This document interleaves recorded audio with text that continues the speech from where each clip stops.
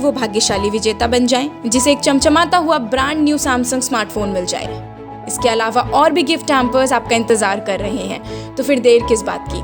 अभी हमारी YouTube channel को सब्सक्राइब करें, कमेंट करें, शेयर करें, हमारी वेबसाइट को विजिट करें और अपनी किस्मत चमकाएं। धन्यवाद।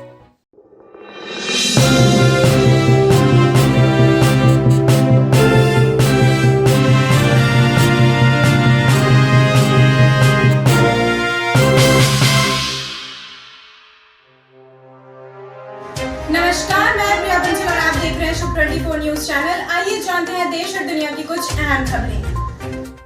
चीन ने ताइवान में 26 लड़ाकू विमान भेज मचाई खलबली। इजराइल में घरों के अंदर मास्क की अनिवार्यता खत्म। टीएमसी की प्रतिज्ञा लेने पर ही मिलेगी राज्य में नौकरी। एम्स में बच्चों में कोवैक्सीन के परीक्षण के लिए नामांकन। ट्विटर ने अंतरिम मुख्य अनुपालन अधिकारी नियुक्त किया। वायरल वीडियो को लेकर राहुल गांधी पर बरसे योगी। अमित शाह, जेपी नड्डा और पंजाब बीजेपी के अध्यक्ष ने की बैठक। डेडिकेटेड फ्रंट कॉरिडोर का सेना ने किया ट्रायल रन। ममता को लिखे पत्र को सार्वजनिक करने पर भड़की बंगाल सरकार। सरकारी कर्मचारियों के लिए बदले ऑफिस जाने से जुड़े कई नियम। और अब जानते हैं खबरें विस्तार से। चीन अपने वन कंट्री वन सिस्टम नीति को लेकर ज्यादा मुखर होता जा रहा है। चीनी एयरफोर्स के करीब 28 एयरक्राफ्ट मंगलवार को ताइवान के एयर डिफेंस आइडेंटिफिकेशन जोन में घुसाए।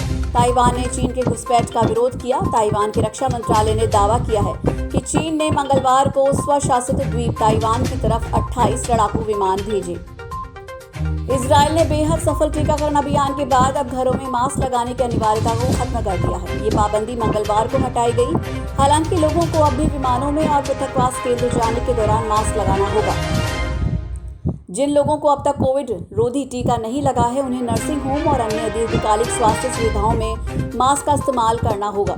इजराइल ने अपनी लगभग 85% आबादी का टीकाकरण कर दिया है, जिसके बाद वहां स्कूलों और वाणिज्यिक प्रतिष्ठानों को पूरी तरह खोल दिया गया है। इजराइल की 90 लाख से ज्यादा की आबादी में कोरोना वायरस के महज कुछ दर्जन उपचाराधीन मरीज ही हैं। पश्चिम बंगाल के दक्षिणी 24 साउथ परगना जिले में एक पंचायत प्रधान के फरमान के बाद विवाद पैदा हो गया। पंचायत प्रधान की तरफ से जारी फरमान में कहा गया है कि जो लोग तृणमूल कांग्रेस के प्रति निष्ठावान रहेंगे, उन्हें ही सरकारी योजना के तहत नौकरी मिलेगी। बता दें कि पंचायत प्रधान यहां सरकारी योजना के तहत मिलने वाली 100 दिनों की नौकरी की बात कर रहे थे। देश के स्वदेशी तौर पर विकसित पहले कोविड रोधी टीके कोवैक्सीन के 6 से 12 साल के बच्चों में नैदानिक परीक्षण के लिए मंगलवार को यहां एम्स में नामांकन शुरू हो गया। इसके बाद 2 से 6 साल के आयु वर्ग के बच्चों पर नैदानिक परीक्षण किया जाएगा।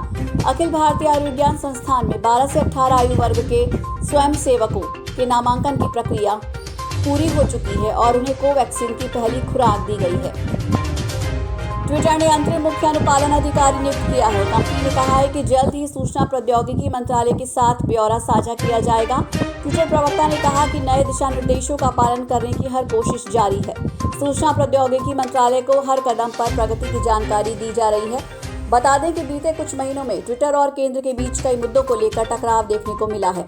इस महीने की शुरुआत में सूचना प्रौद्योगिकी मंत्रालय ने ट्विटर को एक आखिरी नोटिस जारी करते हुए उससे नए सूचना प्रौद्योगिकी नियमों का अनुपालन करने को कहा था। यूपी के गाजियाबाद में एक बुजुर्ग मुस्लिम व्यक्ति से मारपीट और जबरन धार्मिक नारे लगवाने के आरोपों पर कांग्रेस नेता राहुल गांधी को ट्वीट करना भारी पड़ता दिख रहा है। उत्तर प्रदेश के मुख्यमंत्री योगी आदित्यनाथ ने राहुल पर बड़ा पलटवार किया है। योगी आदित्यनाथ ने राहुल गांधी को नसीहत देते हुए ट्विटर पर लिखा, प्रभु श्री राम की पहली सीख है सत्य बोलना, जो आपने कभी जीवन में किया नहीं। शर्म आनी चाहिए कि पुलिस द्वारा सच्चाई बताने के बाद भी आप समाज में जहर फैलाने में लगे हैं।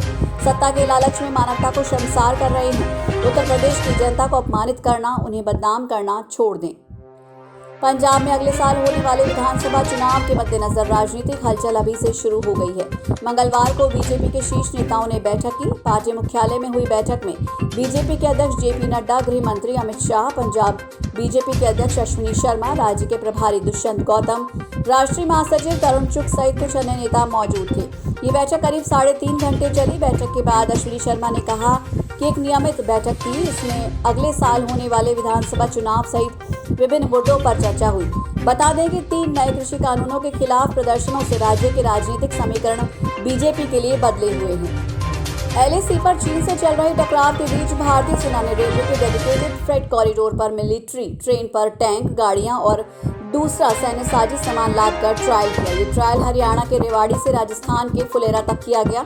हाल ही में भारतीय रेल ने सामान लाने ले जाने के लिए डेडिकेटेड फ्रेट कॉरिडोर शुरू किया है। खुद प्रधानमंत्री नरेंद्र मोदी ने इस डेडिकेटेड फ्रेट कॉरिडोर का वर्चुअल उद्घाटन किया था।